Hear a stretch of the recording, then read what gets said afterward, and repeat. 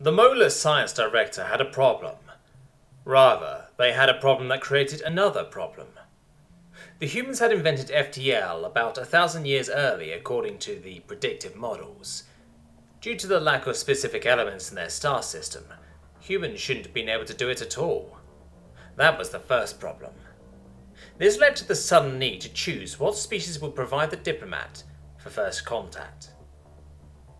Like most of the species in the galaxy, the Molar evolved into crabs. This was the second problem the first created. Humans would not react well to a chittering giant covered in a shell, despite their psychopathic death world as being the far more dangerous species. A covert survey team made the mistake of wildly misunderstanding the meaning behind a crab festival at a maritime town and requiring psychological treatment for life once the recovery team managed to find them catatonic in the water. The only other warm-blooded species was itself a recent contact, but it entirely lacked any knowledge the humans would want to know about the galaxy. Though as the director investigated more, they realized that it was the only choice and hoped the diplomat they sent could study quickly. Paul was terrified. He volunteered for the diplomatic corps because his people were still learning to adjust to alien life, and he wanted to help foster that understanding.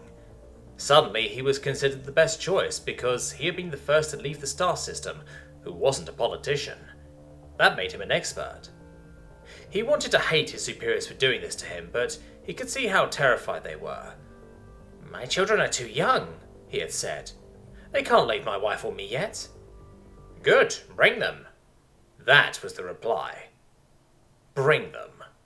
6 younglings who were just learning to scamper. Bring them to meet the humans. They actually seemed excited at the idea instead of taking him off the assignment. His wife Farla wasn't a diplomat, though he was relieved when she offered to cover the sciences in his stead, trying to find the bright spot. How she was able to do that while wrangling 6 younglings, he didn't know. He shook as the ship docked, looking between the door and his wife, who shook as much from her terror as the mobile mass of children in her arms. It was a nightmare. The airlock had already cycled before they told him it was an airlock. They disguised it so he wouldn't run away until it was too late. He thought about the Molar who signed off on the plan, who had been advising his government the whole time with regards to the humans. "Trust me, this will work better than any other option." That was what they had said. Paul watched the doors open to reveal a dozen humans at the far side of a desk. Had they been closer, they would have towered over him. Their eyes widened as he entered and climbed the steps so he could reach the desk. His training was gone the moment he realized he was supposed to greet them.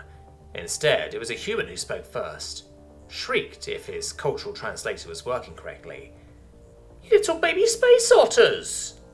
One of the humans who had been standing behind the one sitting at the table rushed forward to stand at the desk. So stunned by the noise, Paul and Farla couldn't stop their excited younglings from jumping out of her arms and scampering across the table. The human crouched down and picked up one of the younglings and held him to her face. "The fur is so soft," she, according to the translator, giggled. Paul wanted to react, but was so perplexed by the way the humans gently paid attention to his young, and the positive emotions the translator insisted the humans were showing, that he simply got started on the first contact protocols. The meeting went smoothly, despite the fuss generated by the humans and the youngling pups. Even the soldier, a general with an old withered face marred by a long scar from one side of his chin to his nose, let his one hand gently fend off the attacking pup in front of him, while sternly discussing military matters. They were supposed to be psychopaths. That's what the file said. Monsters. Nightmares who didn't even mind when one of the pups tried to crawl onto their uniform cap. They made no sense to Paul. Although entirely confused, Paul had to admit that his people had been the best choice to make first contact.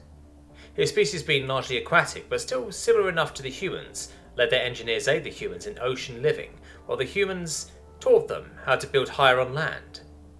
Exchange programs started and humans showed up in all sorts of places. The nurseries were popular with young humans looking to have an adventure off-world, and the whole reason the space otters started building on the land was to protect their young from the dangers of the water. It was one of the few industries largely on land where humans were most comfortable. That being said, humans were surprisingly capable in the water, and as Paul dropped his pups off, he saw humans swimming in the pools, not entirely without grace. Do their teeth not hurt?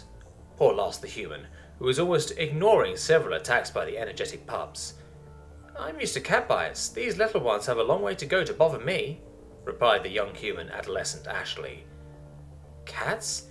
A breed of predator, I think I read. Paul seemed confused. Some are big enough to hunt us, but most of the ones we live with are the ones who domesticated themselves to feed on the vermin that congregated around our early settlements. Eventually we just couldn't live without them. They still hunt us, but it's more playful and rather unsuccessful.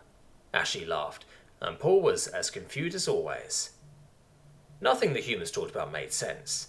Well, our young need to learn manners sometime. Ashley came out of the water wearing a wetsuit that mimicked the effect of his fur for the human and only stood a head taller than him. Don't we all?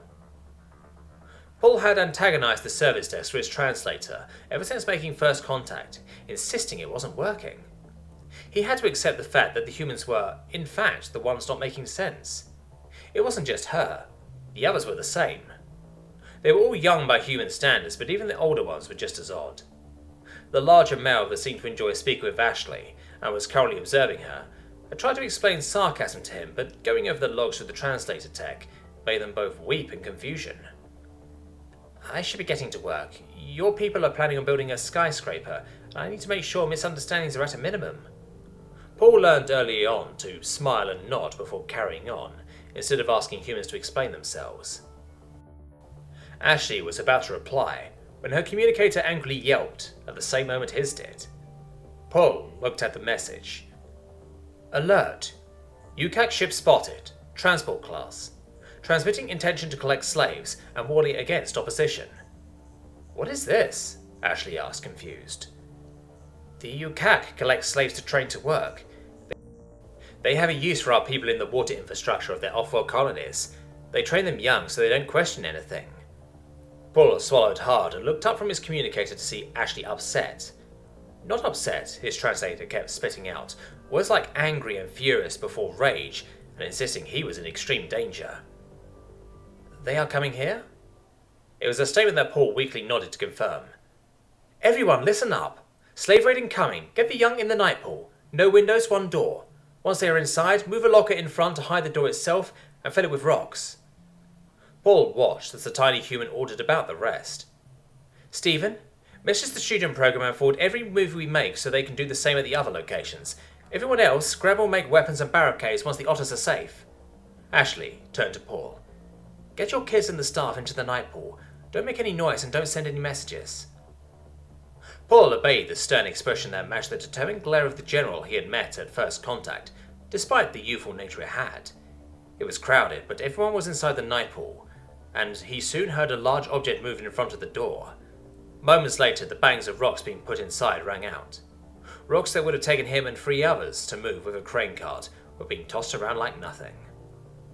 Another alert came, informing him the ship had landed at the clearing for the skyscraper site. Remembering his rank, he logged into the nursery feed to check the cameras and saw the humans frantically moving about. They broke things, made things, did things he didn't understand. Wanting to understand more, he logged into the human network and saw the messages they were sending, and focused on Ashley. Attackers on the way. Lock the doors to slow them down.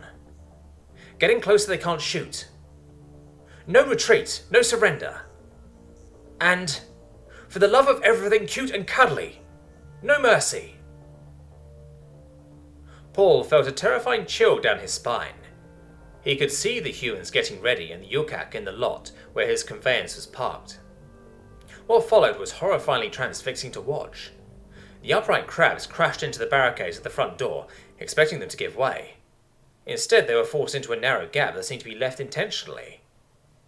Ashley could be seen on the camera and heard through the walls. The bellow of her voice called out the messages being received from other locations, identifying weak points as they were discovered. Paul could see the humans at the front reacting instantly, switching the directions of their stabs. Some of the weapons they used had been a safety rail that tore from the wall and bent repeatedly to break in a point. The rails his people needed, welding tools to cut, the humans broke with strength. Down one of the halls leading to the rear door, humans had strung cables between each side of an intersection and attached a bucket to the middle. Using doors they ripped out of the frames as cover, They used the cable to hurl rocks at the Yukak with surprising accuracy. Greater accuracy than the Yukak themselves with their firearms. Stones would cast and crush the shells they struck. The few humans who did show signs of being shot showed no signs of slowing. Carcasses piled up everywhere the humans were, but more attackers were coming in. Larger than even the human adults, Yukak seemed to have no psychological effect on the humans they were trying to kill. The smaller ones leapt onto them and stabbed them onto their plates on their back, to bring them down before leaping on the next. These humans were still supposed to be children, not much more mature than the ones huddled around him in the dark. Ashley called out from the other side of the door, and he saw a Yukak made its way to her. She was the smallest human at the nursery. She was shot 3 times as Paul watched. She was on top of the giant crab and as many seconds later, without so much as a weapon of her own.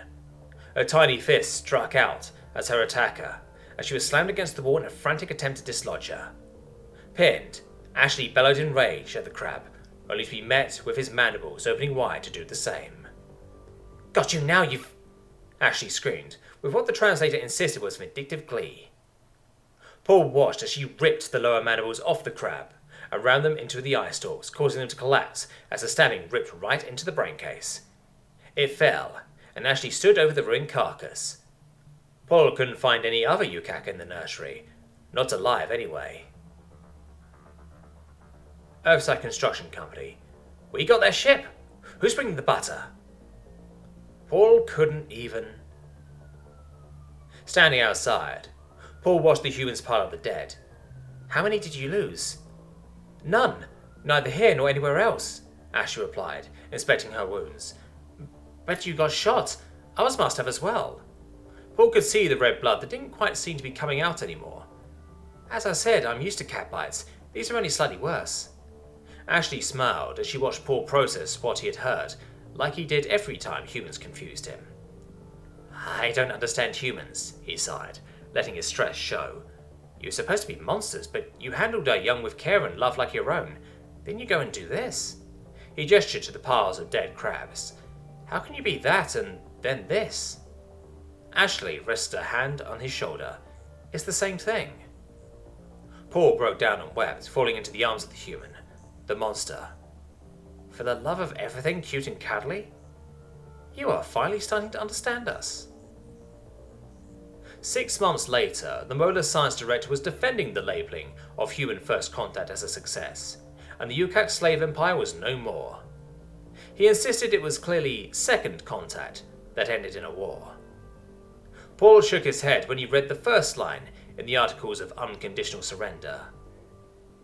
"To the Coalition of Armed Student Volunteers, for the love of everything cute and cuddly, in addition to the community service credit requirements, the Yukak Empire offers their surrender." Humans were weird monsters.